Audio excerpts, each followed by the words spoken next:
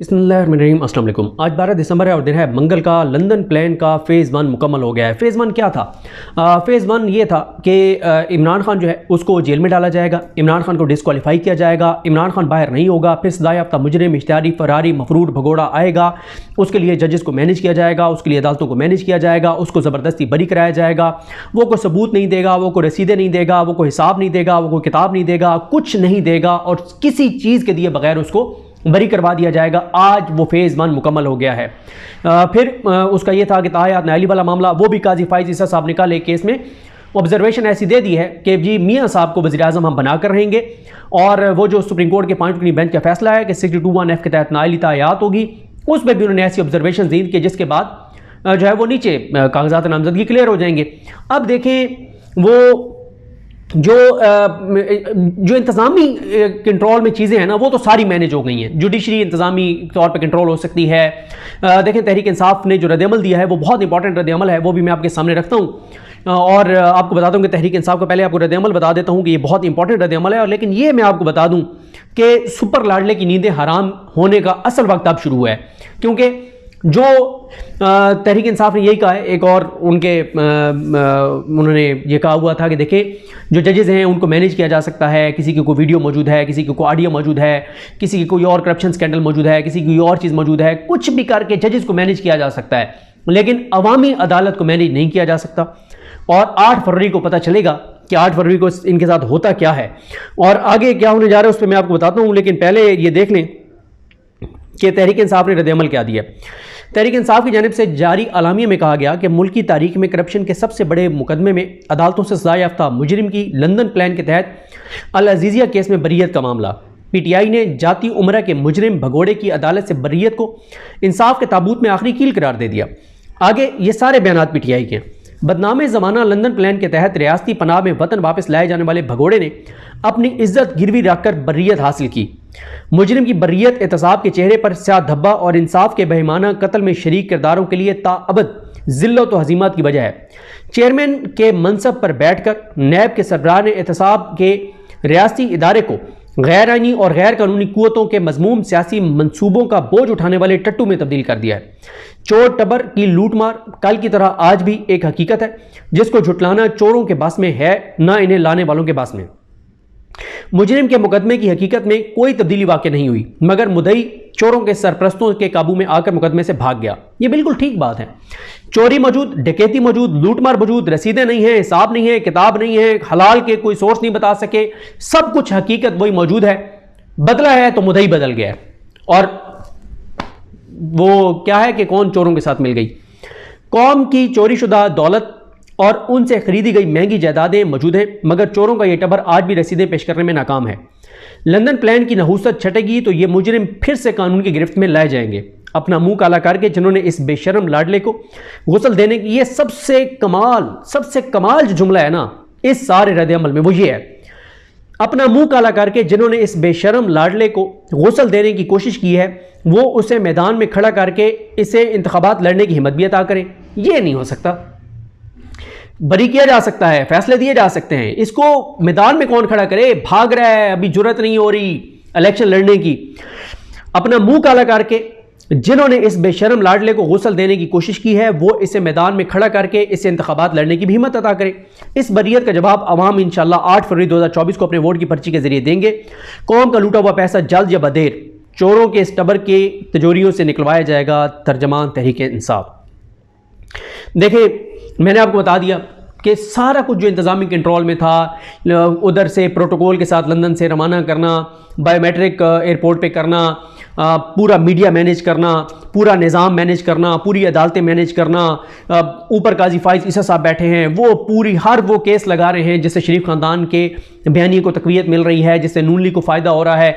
इमरान खान के केसेस वो नहीं लगा रहे, फिर बल्ले का निशान कन्फर्म जा रहा है, बल्ले का निशान नहीं होगा। ठीक है, पेशावर हाई कोर्ट ने रोका हुआ है, लेकिन पेशावर हाई कोर्ट ठीक है उन्होंने बड़ा ज़बरदस्त उन्होंने कहा कि हतमी फ़ैसला आप नहीं सुना सकते, एक कोशिश ज़रूर है, लेकिन अल्टीमेटली जब तय कर लिया गया है कि बल्ले का निशानी होगा, क्योंकि मियाँ साहब की शराइत में ये शर्त शामिल है। ये जो सुपर लाडला है ना, जो इश्तिहारी फरारी मफरूर भगोड़े जिसको लाया गया है रियासत के पूरे प्रोटोकॉल के अंदर, उसकी शराइत में से था कि मैं उस दिन आऊँगा जिस दिन इमरान खान जेल में होगा। डर था, खौफ था। पीटीआई का नाम लेने वाला कोई ना हो, वही हो रहा है। पीटीआई का झंडा सड़कों पे नहीं आ सकता पीटीआई का, लेकिन अब तो लोग केपीके में निकल रहे हैं और पंजाब में भी ये आप देखेंगे, अब लोग निकलेंगे। और इस वीडियो के एंड में मैं वो लगाऊंगा 12-13 मिनट की बहुत अहम टॉक है शेर अफजल मरवत साहब और इंतजार हुसैन पंजोता साहब, उमैर न्याजी साहब, न्याजुल्लाह न्याजी साहब की बहुत इंपॉर्टेंट, इमरान खान से मिलने के बाद वो बहुत इंपॉर्टेंट जो है वो ब्रीफिंग है, वो आप खुद सुन लेंगे। उसमें बहुत अहम उन्होंने ऐलानात किए हैं। लेकिन ये मैं आपको बता सकता हूं कि देखिए, फेज 1 मुकम्मल इंतजामी कंट्रोल में था, ये हो सकती थी चीज़ें। चाबी वाले खिलौने खेल सकते थे, नाच सकते थे चाबी के ऊपर, लेकिन अब इमरान खान के सरप्राइजेस का टाइम शुरू हो रहा है। बड़े बड़े नाम शामिल होने जा रहे हैं और बकौल इंतजार हुसैन पंजोता साहब के जुमे से गेम शुरू होगी और इंतजार हुसैन पंजोता के साहब कहते हैं कि दमदमादम मस्त कलंदर होगा। बड़े बड़े नाम आ रहे हैं और मैंने आज ये ट्वीट किया था कि यूसुफ रज़ा गिलानी के मुकाबले में तो बैरिस्टर तैमूर मलिक को उतारा जा रहा है मुल्तान से NA 148 से। लाहौर में नवाज शरीफ के मुकाबले में जो अब तक नाम आ रहा है वो है कि लतीफ़ खोसा साहब शामिल होंगे पीटीआई में, और चांसेस हैं कि लतीफ़ खोसा साहब को ही नवाज शरीफ के मुकाबले में उतारा जाए। अगर उनको उतार दिया जाता है, ये अभी हतमी नहीं है, अभी ये एक वो है प्लान है। अगर नवाज शरीफ के मुकाबले में उतारा जाता है लतीफ़ खोसा साहब को, तो बड़ा ज़बरदस्त मुकाबला होगा, शानदार मुकाबला होगा। लतीफ़ खोसा साहब की तकरीरें सुनने वाली होगी, बड़ा मज़ेदार काम होगा। लेकिन ये मैं आपको बता दूं कि जुमे वाले दिन से इमरान खान के वकला बता रहे हैं कि अब इमरान खान के सरप्राइजेस का टाइम शुरू है और पंजाब में सरप्राइजेस होंगे। पूरा प्लान तो उन्होंने दिया है शेर अफजल मरवत साहब ने, जो आगे आप सुनेंगे कि बलूचिस्तान वो कब जा रहे हैं, पंजाब कब आ रहे हैं, कब कहाँ क्या क्या इमरान खान साहब ने कहा। बाकी देखें, पूरा पाकिस्तान इन अदालती फैसलों की वक़्त देख रहा है। क्या इनकी वक़्त है? 7 मिनट फैसला महफूज रहता है, इमरान खान के फैसले 11 माह महफूज रहते हैं। और मैं आपको कहूँगा कि आप एक बार ट्विटर पे जाके जो है वो नईम हैदर पंजोता साहब की चार्जशीट पढ़ें, chief justice Islamabad high court justice Aamir Farooq साहब के खिलाफ, कि उन्होंने क्या क्या किया है। वो आमिर फारूक साहब जिन्होंने चंद दिनों में नवाज शरीफ को बरी किया और नहीं पूछा कि आप इश्तिहारी क्यों थे, आप फरारी क्यों थे, आप मफरूर क्यों थे, आप भगोड़े क्यों थे, आप क्यों नहीं आ रहे थे, आप बीमार थे तो आपकी रसीदें कहाँ हैं, आपके प्लेटलेट्स का क्या बना, कोई चीज़ नहीं पूछी आमिर फारूक साहब ने। रसीदें कहाँ हैं, पैसा कमाया कैसे, बाहर भिजवाया कैसे, कुछ नहीं, और सारा कुछ हो गया। वैसे आज वीडियो का आगाज़ मुझे जो है वो माजरत करना चाहिए था उन जवानों को सलाम पेश करने से। आज 23-24 जवान, कुल जो तादाद आ रही है वो 25 जवान आज हमारे जो है वो डीए खान में शहीद हुए हैं। बहुत बड़ा दहशतगर्दी का हमला हुआ है, बहुत बड़ा दहशतगर्दी का हमला। और मुझे ये नहीं पता, ये तो आप कोई इस पर देखना पड़ेगा, रिसर्च जो मौजूद होती है कि इससे पहले इतना बड़ा हमला कब हुआ था। एक तो अभी तकरीबन मेरा ख्याल है 1 माह के अंदर अंदर पिछले 14 जवान शहीद हुए थे वहाँ पे गवादर वाली साइड पे। यहाँ पे 24-25 जवान शहीद हुए हैं। बहुत बड़ा ये शान है, बहुत बड़ा शान है। अल्लाह ताला पाक फ़ौज के जवानों की हिफाजत करे। और इस वक्त पाकिस्तान का सबसे बड़ा मसला जो है वो दहशतगर्दी होना चाहिए था, होना चाहिए। हम सबको इस पर बात करनी चाहिए, अपने जवानों के साथ खड़ा होना चाहिए जो दहशतगर्दी के खिलाफ जंग लड़ रहे हैं। लेकिन जो है वो बहुत एक अफसोसनाक और तशवीशनाक सूरत हाल है इस वक्त दहशतगर्दी की। अल्लाह ताला पाकिस्तान को महफूज रखे। हालात बहुत ज़्यादा जो है वो दहशतगर्दी के हवाले से संगीन होते चले जा रहे हैं। और जहाँ पे हमारे 25 जवान शहीद हुए हैं, 27 दहशतगर्दों को जहन्नुम हासिल किया गया है। 27 दहशतगर्दों को हमारे पाक फ़ौज के जवानों ने जहन्नुम हासिल किया है। और ये सारी सूरत हाल है। और जो 2023 में इस साल जो अब तक फ़ौजी जवानों की शहादतें हैं, ये 2014 की शहादतों से ज़्यादा हैं। यानी 14 में जो अभी मैं एक ट्वीट पढ़ रहा था कि 500 और कुछ जवान शहीद हुए थे हमारे सिक्योरिटी फोर्सेस के, और जो 2023 में उससे ज़्यादा वो क्रॉस कर गया। यानी क्योंकि 2014 के बाद फिर तादाद कम होती चली गई थी, लेकिन अब फिर 2023 में आके ये तादाद बहुत ज़्यादा बढ़ी है। अब आगे आप सुन लें, शेर अफजल मरवत साहब ने जो बहुत अहम जो है वो टॉक की है। लेकिन जुमे वाले दिन से काम जो है वो शुरू हो रहा है और इमरान खान सरप्राइजेस देने जा रहे हैं। सुपर लाडले की नींदें हराम होंगी और इतनी आसानी से इसको इमरान खान वज़ीर आज़म नहीं बनने देगा।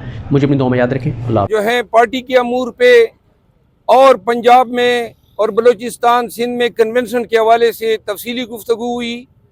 उन्होंने खैबर पख्तूनख्वा के आवाम का शुक्रिया अदा किया है और ये पैगाम दिया है कि पश्तूनों ने जिस अंदाज में डट के खड़ा हो के खान की जो पैगाम है उस पे लब्बैक कहा है। उन्होंने कहा है कि इससे पूरे पाकिस्तान को एक मुस्बत पैगाम दिया है और हकीकी आज़ादी के लिए और वोट की जो इज़्ज़त है उसको इससे कबूलियत मिलेगी। उन्होंने कहा कि ये जदोजहद 8 फरवरी तक जारी रखनी चाहिए। जब 8 फरवरी आए तो पूरी पाकिस्तानी कौम जो है वो जोश व खरोश से न कि सिर्फ अपने वोट को सिक्योर करें, क्योंकि खान साहब इस पे जोर दे रहे थे कि सिर्फ अददी बरतरी या अवाम का जो जमगट्टा है वो काफ़ी नहीं है, बल्कि हमने ये यकीनी बनाना है कि वोट जो है वो सही अक़दार को मिले। जो पीटीआई के कैंडिडेट्स होंगे उन तक आपके वोट की सही रसाई जो है वो इस पूरे काज या मिशन का मकसद है। उन्होंने पंजाब के अवाम के लिए ये पैगाम दिया है कि पाकिस्तान तहरीक इंसाफ जो है अनकरीब 1.5 हफ्ते के अंदर अपने कन्वेंशन का आगाज़ कर रही है, और उन्होंने कहा कि असल जो जंग है आज़ादी की, हकीकी आज़ादी की, कानून की हुक्मरानी की और सुप्रीमेसी ऑफ कॉन्स्टिट्यूशन की, वो पंजाब की धरती पे लड़ी जाएगी। और उन्होंने जोर दे के कहा कि हमारे जितने कन्वेंशन हुए खैबर पख्तूनख्वा में, उसमें से किसी कन्वेंशन में एक सिपाही तक हमें गवर्नमेंट ने सिक्योरिटी नहीं दी। इसके बावजूद कहीं पर एक पत्थर नहीं फेंका गया, हमारे रास्ते रोके गए, हम पे टीयर गैस की गई, हम पे गोलियां चलाई गई, तमाम सड़कें तोड़ी गई। लेकिन पाकिस्तान तहरीक इंसाफ 26 साल से इसका मिशन जो है वो लीगल है, कॉन्स्टिट्यूशनल है और पुरअमन है। उन्होंने कहा कि पंजाब में तमाम कन्वेंशन जो हैं वो पुरअमन रहेंगे। वर्कर्स को उन्होंने सख्ती से हिदायत की है कि अगर वो काम ज्यादती भी करें, रास्ते रोकें, कुछ भी करें, लेकिन पीटीआई के वर्कर ने हर हाल में पुरअमन रहना है। तो लिहाजा पंजाब में कन्वेंशन के लिए हम आ रहे हैं। पंजाब के लोगों से तवक्को है कि खान के पैगाम पे लब्बैक कहेंगे, और इस वक्त मुल्क को जो कानून की हुक्मरानी वापस लाने की जो ज़रूरत है और जो खान का वाहिद काज है उसमें वो खान के साथ डट के खड़े होंगे। हम कराची में भी अनकरीब एक जलसा करने जा रहे हैं, जबकि बलूचिस्तान के कन्वेंशन के हवाले से खान साहब को आगाह किया कि 15, 16, 17 को हम अरनाई, पशीन और जोब में कन्वेंशन करने जा रहे हैं। ओवरऑल उन्होंने पाकिस्तान तहरीक इंसाफ की कोर कमेटी और जो अभी फील्ड में पीटीआई काम कर रही हैं उस पर इंतहाई उन्होंने मसरत का इजहार किया।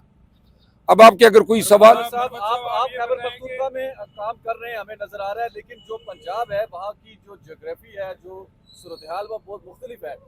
आपके लिए समझना तो वहाँ मुश्किल होगा। पंजाब से कोई लीडरशिप नजर नहीं आ रही।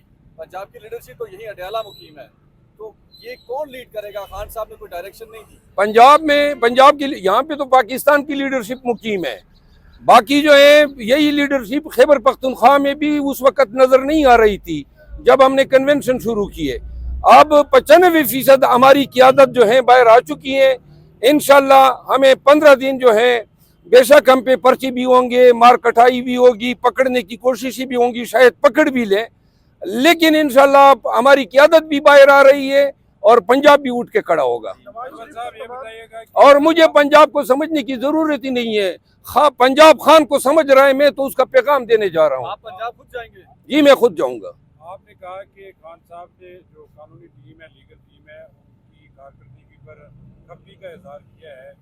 नहीं, लीगल टीम की खफगी नहीं, जुडिशल सिस्टम और मुकदमात की पेशरफ्त पे उन्होंने जो है खफगी का इजहार किया। नवाज शरीफ को तमाम मुकदमात में बरी कर दिया गया है। जी, इस पे हमें खान साहब ने ये कहा कि जी यही चीज़ उन्होंने डिस्कस करते हुए कहा कि किस तरह का अदालती मयार है कि एक शख्स जो है उसको पूरी कौम की आंखों में धूल झोंका जा रहा है, उसको ऐन लाया गया उस वक़्त जब पहले मुझे नज़रबंद किया गया, तमाम फील्ड बराबर की गई, तैयार की गई, और ये सारी प्लानिंग थी।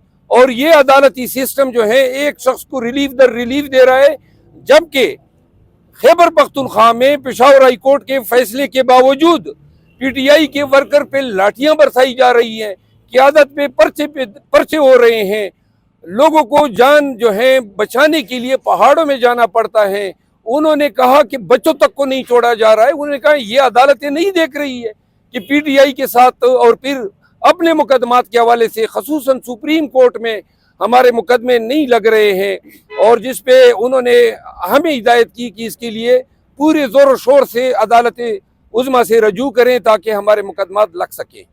ये बताइएगा कि खान साहब की फैमिली और शाह महमूद कुरैशी की फैमिली को समाज के दौरान बंद कर दिया गया कमरे में, तो इधर से पुलिस भी पीछे आ गई है।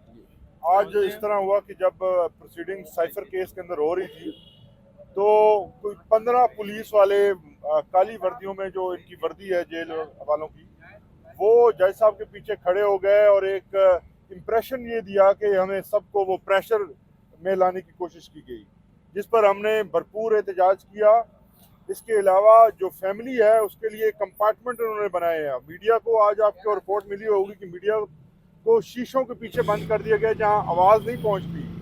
खान साहब ने बार बार मीडिया के नुमाइंदों से पूछा, हालांकि वो 2-4 ही थे, आप में से तमाम लोग जो हैं वो बाहर मौजूद रहे, लेकिन उन तक आवाज़ नहीं पहुंची। तो जिसके बाद हमने बार बार जब अदालत के सामने ये सवाल उठाया और उन्होंने बजाय इसके कि मीडिया को आज़ाद करते और उन्हें एक्सेस देते कि वो आके प्रोसीडिंग का हिस्सा बन सकते, उन्होंने फैमिली का जो रास्ता था उसको भी बंद कर दिया। जिसके बाद जो है वो तमाम प्रोसीडिंग रुक गई, सब ने एहतजाज किया और बड़ी देर के बाद जो है वो उनका बाहर से लॉक खोला गया। तो इस किस्म के जो टैक्टिक्स हैं वो सिर्फ इसलिए इस्तेमाल किए जा रहे हैं कि हमें तंग किया जाए, प्रोसीडिंग्स के दौरान तंग किया जाए और किसी भी तरह से खान साहब को इन तमाम मुकदमात का प्रेशर देकर उनको अपने एजेंडा के ऊपर मनवाया जाए, जो कि नामुमकिन है। एक और बात मैं आपको आगाह कर दूं, हमारी शिकागो की तंजीम ने ऐलान किया था कि chief of army staff Chicago जा रहे थे और उसकी आमद पे प्रोटेस्ट रिकॉर्ड किया जाएगा, जिस पे उन्होंने मुझसे रजू किया, खान साहब के नोटिस में लाया और उन्होंने ओवरसीज़ पाकिस्तानी के लिए ये इंस्ट्रक्शन दी है कि जब भी कोई इसी तरह किसी भी ऑफिसर का कोई दौरा होगा, इससे मुल्क की बदनामी होगी और ऐसे किसी किस्म के एहतजाज से परहेज करें। मरवा साहब, आप पंजाब में जा रहे हैं, वहाँ पर कन्वेंशन वगैरह भी करने के लिए जा रहे हैं, तो पंजाब में ऑलरेडी सिचुएशन आपके सामने है, सनम जवेद हो, खतीजा शाह हो, दोनों और कई और इस तरह के सपोर्टर्स हैं वहाँ पर गिरफ्तार हैं। तो आपको नहीं लगता कि इस सारे तनाजुर को देखकर दोबारा से इस तरह की गिरफ्तारियां भी हो सकती हैं, या आपने कोई कानूनी लाहेअमल इख्तियार किया इस हवाले से? जी, पंजाब में हम जा रहे हैं, हमें चूँकि वकील हूँ, मुझे तमाम चीज़ों का इल्म है कि वो क्या क्या हथकंडे इस्तेमाल करेंगे, इसकी हमें कोई परवाह नहीं है। लेकिन चूँकि उनके खिलाफ जो मेरे खिलाफ ज़्यादा से ज़्यादा ये केसेस बनाएंगे, 144 की खिलाफ वर्जी, रोड ब्लॉकेड की, आंसू गैस या कोई कार्य सरकार में मुदाखलत की, तो वो पर्चे जो हैं वो हम भुगतने के लिए तैयार हैं। कोई और भी अगर ये दफा डालना चाहें बगावत का, जो अमूमन मेरे खिलाफ डाल रहे हैं, उसको भी खुशामदीद कहते हैं। मैं अदालतों से भी रजू करूंगा, बैक वक्त जहाँ जहाँ भी जाऊंगा। और पाकिस्तान तहरीक इंसाफ को एक दफ़ा फिर कहते हैं कि हमारी ये जो पुरअमन है, हम किसी से लड़ने नहीं जा रहे हैं, अपना पैगाम पार्टी का जो है वो वर्कर के जरिए पाकिस्तानियों तक पहुँचाना चाहते हैं। इस पे किसी को बड़ा फरोख्त होने की ज़रूरत नहीं है। इलेक्शन कमीशन ने इस पे लेटर जारी किया हुआ है, सुपीरियर कोर्ट ने बार बार हिदायत दी हुई है, लिहाजा हमें तवक्को है कि हमारे साथ इंसानों वाला रवैया बरता जाएगा। लेकिन अगर वो जुल्म करते हैं, केपी में भी हो रहा है, तो हम जुल्म के आगे सरनगू नहीं होंगे। बातों से ये लग रहा है कि पीटीआई की जो एग्रेसिव पॉलिसी थी, एहतजाज था, उससे अब लोग पीछे आ रहे हैं। इवन केवल सिर्फ पाकिस्तानी हो गया तो वो एहतजाज ना करें। क्या आप लोग किसी डील की जानिब भी बढ़ रहे हैं? एक जानिब ट्रायल कर रहे हैं? देखिए, अगर डील की बातें होती तो हम पे ये फायरिंग न होती जो उस दिन मैं गया था और बाजवड़ में पुलिस ने मुझ पे फायरिंग की, या रोड न खोदे जाते। अभी 3 जिलों के मुझ पे 7 FIR हुए हैं। कोई डील नहीं है, खान डील करने वाला आदमी ही नहीं है। डील अगर होगी तो सिर्फ और सिर्फ पाकिस्तान के इस्तेहकाम के लिए। कोई इलेक्शन पे डील नहीं हो सकती है, कोई इमरान खान के हकूक पे डील नहीं हो सकती है, -1 पे कोई डील नहीं होगी। अवाम की बेहतरी के लिए, अवाम की हुक्मरानी के लिए अगर कोई हमें डील की ज़रूरत ही नहीं है।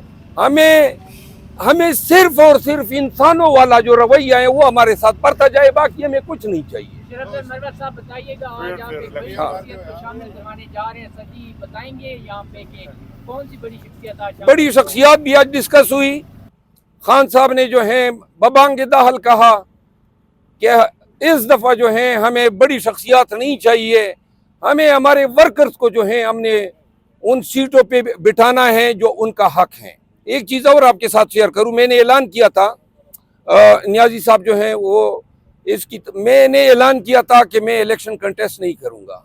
इस फैसले से मैंने आज खान साहब को आगाह किया। इसके पीछे मुहर्रक ये था लेकिन कि खान मैं साहब ने कहा कि ये टांग से लकी मरवत से जो है ना, वो नहीं, जारी एक करें। मिनट, नहीं आप मैंने उन्होंने ये नहीं बताया। मैं आपको अर्ज करूं, खान साहब को मैंने ये कहा कि मैं पार्टी के कैंपेन करना चाहता हूं, पूरे मुल्क में मैं किसी हल्के पे तवज्जो नहीं दे सकूंगा, तो लिहाजा मैं, और न मैंने मिनिस्टर बनना है, न मैंने एमएनए बनना है, न मेरी कोई ख्वाहिश है, न मैंने कोई लीडर बनना है। और खान साहब से मैंने ये, इनके मौजूद थे, मैंने कहा जी ये मैं इस पे बड़ा रिलीफ फील करूंगा कि आपका पैगाम हर जगह पहुंचाऊं, लेकिन नियाजी साहब आगाह कर देंगे। खान साहब ने कहा है वो इन्हें इलेक्शन जरूर लड़ाएंगे, इलेक्शन से भागने नहीं देंगे। नहीं भागने देंगे। एक मिनट, खामोश हो लड़ना जाइए। है, इलेक्शन लड़ना है। बाकी जिस तरह से कन्वेंशन की बात की है, तफसीली थोड़ा सा कन्वेंशन भी होंगे जिस तरह से प्लान दिया गया है, मगर खान साहब क्योंकि हैं तंजीमी आदमी, तो तंजीमें ऑन बोर्ड लेके शेर अफजल मरवत साहब जाएंगे, जगह जगह पार्टिसिपेट करेंगे और तंजीमें प्रॉपरली एंगेज करेंगे। और पंजाब भी उसी तरह करेगा जैसे केपीके ने किया है। और इसकी पहली कड़ी इंशाल्लाह ताला थर्सडे को लाहौर हाई कोर्ट का फंक्शन है, उसमें भी पार्टिसिपेट करेंगे और वकला इन्हें भरपूर रिसेप्शन देंगे। खान साहब ने मुझे हिदायत की है कि जुमेरात के वकला जो कन्वेंशन है लाहौर में, उसमें ज़रूर शमूलियत करें। खान के हुक्म के तहत मैं उस कन्वेंशन में शिरकत करूँगा और अगले रोज़ जो है हम क्वेटा पहुँचेंगे। वहाँ क्वेटा से अरनाई तक हमारी रैली होगी, अरनाई से पशीन तक रैली होगी, फिर पशीन में कन्वेंशन होगा, इसके बाद ड्रोप तक रैली होगी। यही आपको बताना था। पार्टी बनाई, मेरी पार्टी का मंशूर भी इंसाफ था, तहरीक इंसाफ से मैंने पार्टी बनाई। 96 से मैं स्ट्रगल कर रहा हूँ।